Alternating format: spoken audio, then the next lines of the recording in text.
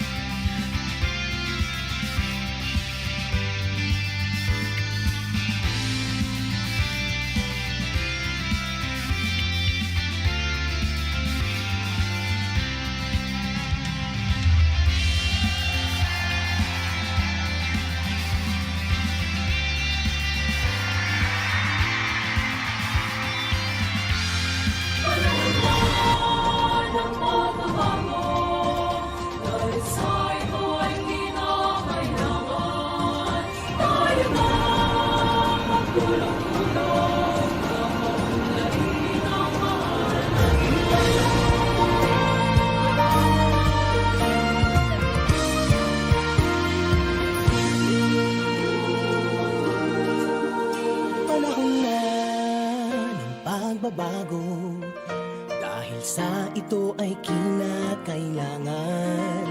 Tayo na magtulong-tulong, napaunlarin ang mahal nating bayan.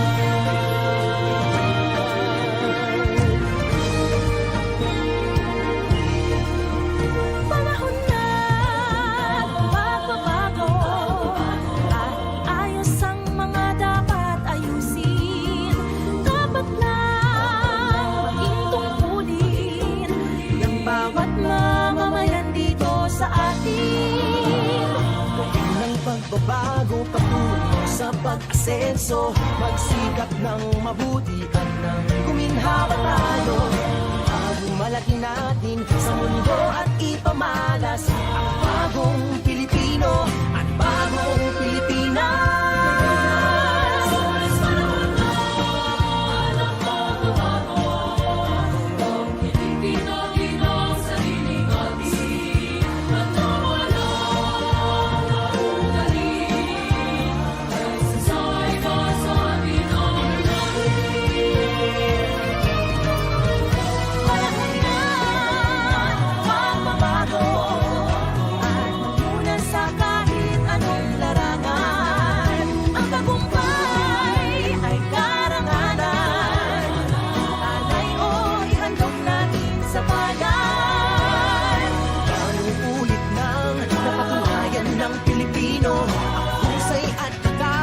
Kagandahan at talento, makipagpalig sa kahit anong oras. Bagong Pilipino at bagong Pilipinas.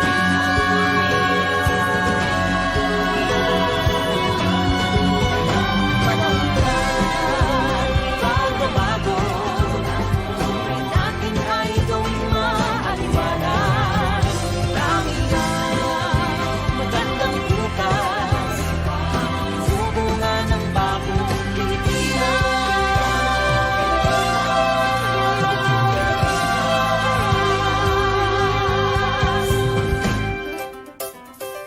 Panahon na.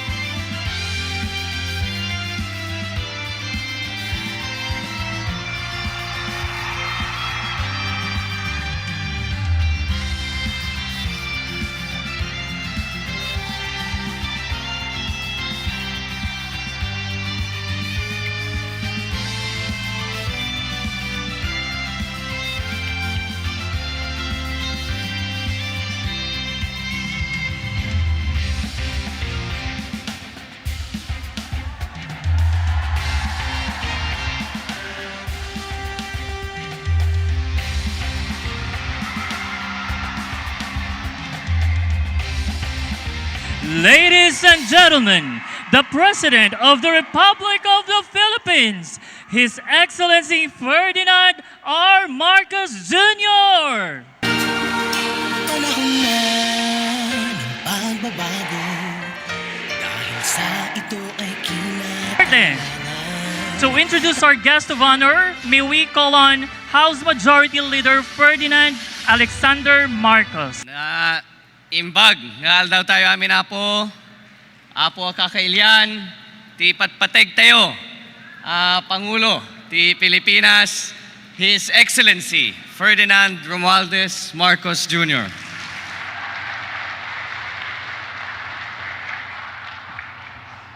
Naninibago pa ako na ini-introduce ako ng anak ko na congressman. Thank you, Congressman Sandro, for your introduction. At tugaw kayo po. Adatoy, ti TESDA Authority Secretary Kiko Benitez, ken ni Secretary Rex Gatchalian, DSWD, Ilocos Norte, 2nd District nga Diputado, Angelo Barba, of course, our governor, Ilocos Norte Governor Cecil Marcos, the apo nga local executives nga ti LGU, the graduates, the most important group that is here today. Graduates of the TESDA Ilocos Norte Batch 2026. Congratulations sa inyo lahat.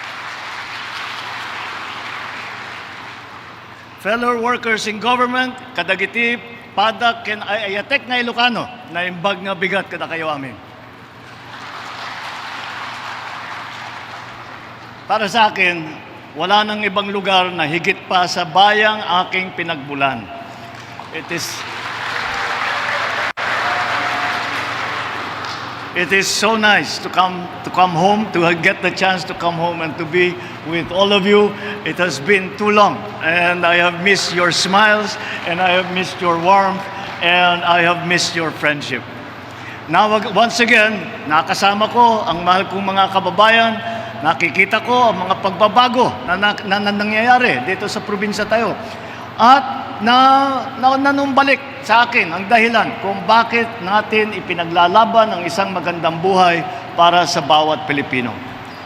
It is siguro naman hindi lingid sa kaalaman ng lahat na masinop ang mga Ilocano sa pera. Talagang tinitipid kung lalo na pagka panahon ng pangangailangan. Dala-dala ko sa tanggapan ng Pangulo ang katangiang yan.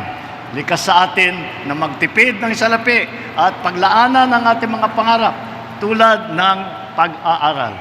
And this is what I see today with our TESDA graduates. Bawat isa sa inyo, each and every one of you have dreamed that you will have training so that you will be able to get your new work, so that you will be able to earn, and so that you will be able to have a better life. Maaari mayroon sa inyo ang nagbabalak mag-aral sa kolehiyo pagkatapos ng pagsasanay dito sa TESDA. At kapag nakapag-ipon na kayo, maaaring mangyari yan. Alam po namin magaling at masipag ang Pilipino. Kaya pinapalawak namin at pinaparating sa lahat ang training ng TESDA.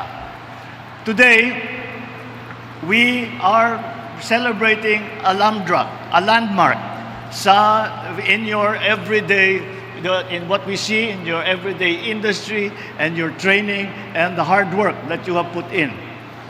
Ngunit ito rin ang panimula ng isang maliwanag na kinabukasan dahil meron na kayong kakayahan. That's why, congratulations sa inyong lahat.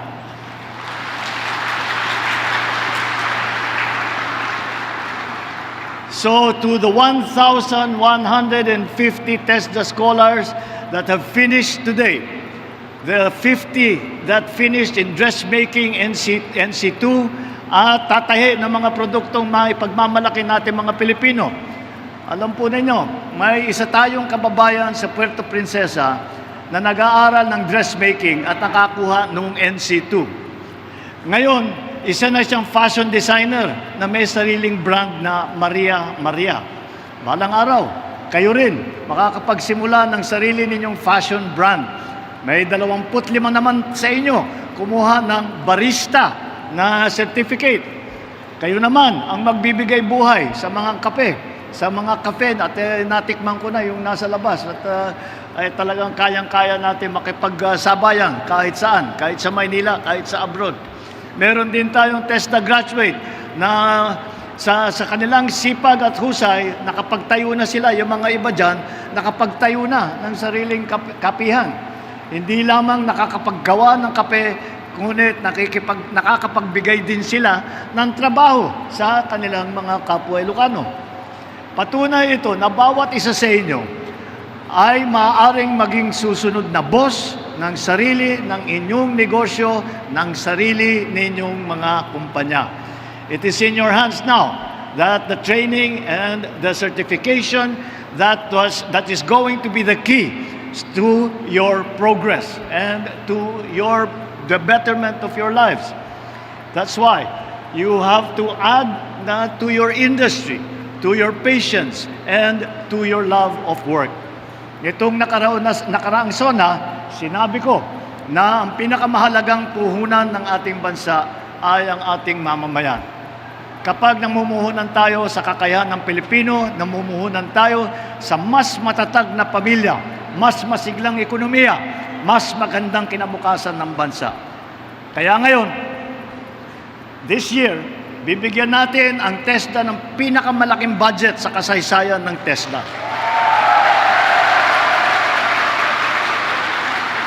Halos 19 bilyong piso, 19 billion pesos ang inilaan natin para sa scholarship program upang mas marami pang Pilipino magkaroon ng pagkakataon, matuto at magkaroon ng magandang hanap buhay kagaya ng ating mga graduate ngayon.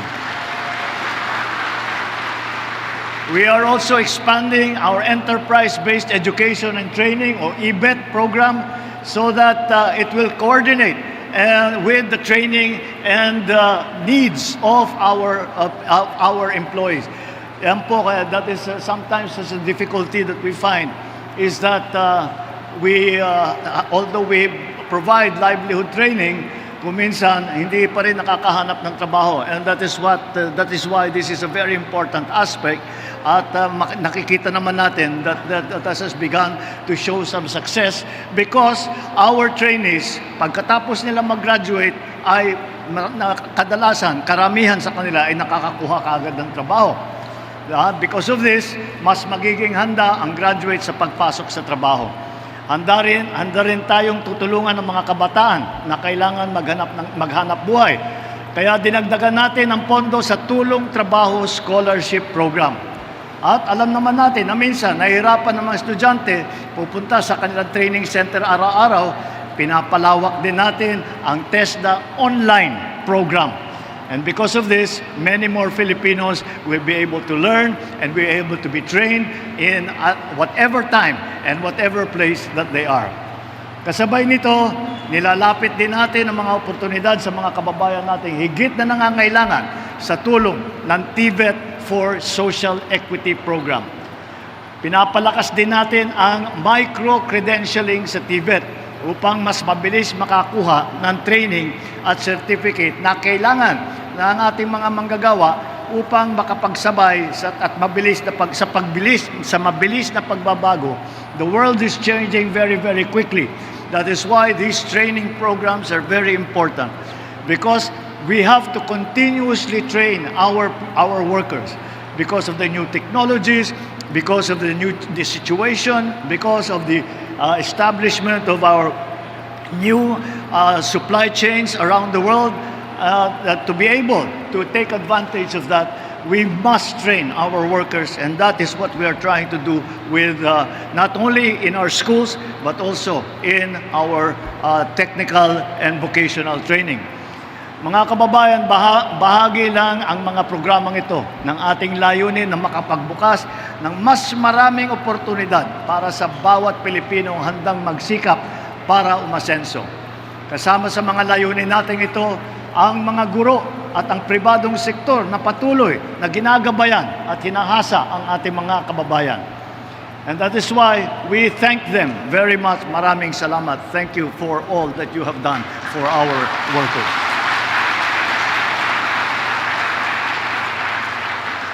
To all our TESDA graduates, use what you have learned and use this training that you have undergone so that you can improve not only your own lives, but not only the lives of your family, not only the lives of our communities, but also the lives of all Filipinos around the country. Naway dala ninyo ang tatak ng kasipagan at husay ng TESDA at Ilocos Norte saan man kayo tutungo. Dalangin ng pamahalaan ang inyong tagumpay. We are here waiting for you and we are here supporting you in every way that we can. And I just have to say a special thank you to our cabinet secretaries, and the reason that I do that is because the things that we are doing now, I just came from Vintar, where we looked at the beginnings again, one of the beginnings of the cotton industry, and then here in TESDA, I want to thank all of you because these were our dreams when I was governor, when I was congressman. Ito yung mga pinapangarap namin, sa wakas, nagawa na rin natin. And thank you for that.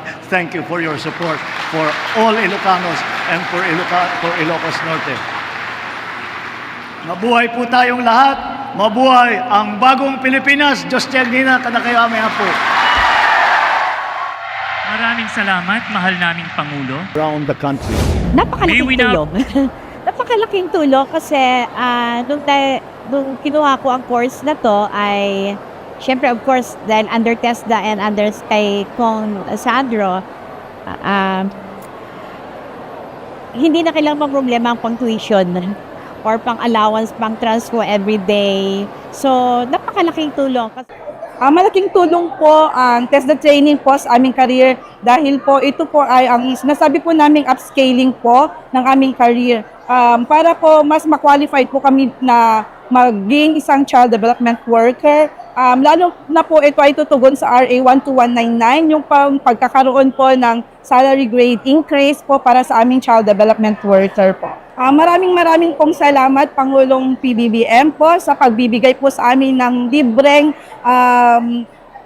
pag-aaral po na tulong po ng TESDA. Dahil po dito, mas competent na po kaming child development worker, hindi na po kami nale-left out. Dahil po alam ko na yung mga skills, trainings po na binigay po ng TESDA ay yun po ay isang malaking sandata po namin para po kami ay mas competent sa aming tungkulin po. Since nag-training po ako, ma'am, nagamit ko ito for business. So ngayon po, yung business ko po, yung naging bread and butter ko po ngayon. Free po yung training, may allowance, and yung assessment ko. This is a big opportunity, ma'am, para sa amin. Kasi isa rin ito sa pinagkukuhan namin ng pangkabuhayan. So, thankful kami na may free training doon sa lugar po namin. Malaking tulong ang TESDA scholarship sa akin kasi even though na wala kang pera, you can go to school na marami kang natutunan. Yung pagbibigay nila ng allowance, malaking tulong yon. Kasi ang barangay health services, ma'am, napag-aralan namin ang CPR, yung basic first aid treatment, bandaging, marami pa po. So kahit po hindi ako ma-employed man, nakakatulong sa aking family. Gusto kong sabihin sa ating Pangulo na i-continue nila ang programang ito dahil maraming tulong sa mga Pilipino. Itong event na ito ay isang mass graduation ng mga TESDA trainees dito po sa distrito ni Kong Sandro Marcos. Ang direktiba naman talaga ng Pangulo, simulat sa pulpa nung ako ay naging secretary ng TESDA, ay palagawin at bigyan ng mas maraming access ang ating mga kababayan sa TVET training. Kasali na rin dyan ang aming mga training na ginagawa para sa mga tao na nagtatrabaho sa barangay, halimbawa. So kasali dito ang aming bagong ECCD training na NC3 para po sa ating mga child care development workers, sa mga daycare workers po natin sa barangay. Ito po ay isa ring malinaw na direktiba ng Pangulo para lalong matugunan ang ating early childhood care and development issues sa bayan. Malinaw naman na ang TESDA ay nagpa-prioritize ng mga skills na link tungkol sa aming tinatawag na labor market intelligence. Na meron po kaming area-based demand-driven na framework kung saan ang mga peso openings po sa bawat bayan, sa bawat LGU ay nagiging bahagi po ng prioritization ng skills na ino-offer po ng TESDA in terms of scholarship. Ayos ang mga dapat ayusin. Dapat lang maging tungkulin ng bawat mamamayan dito sa atin. Ng pagbabago patungo sa pag-asenso, magsikap ng mabuti at ng guminhawa tayo. Malaki natin